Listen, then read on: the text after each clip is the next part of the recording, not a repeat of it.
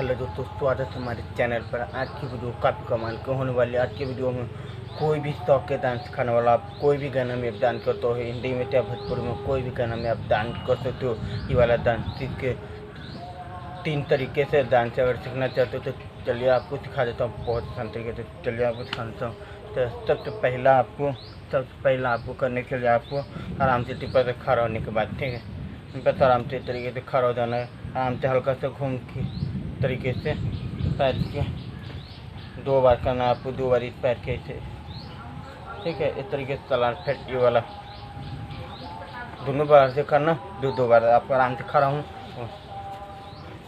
हो गया।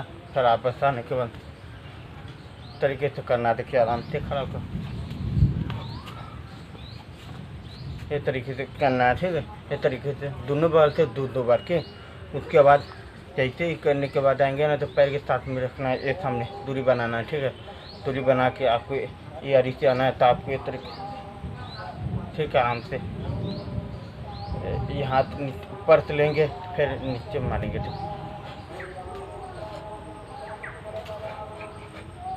इस तरीके से करना है, ठीक है। तो चलिए मैं फाँक करके आपको दिखा देता हूँ।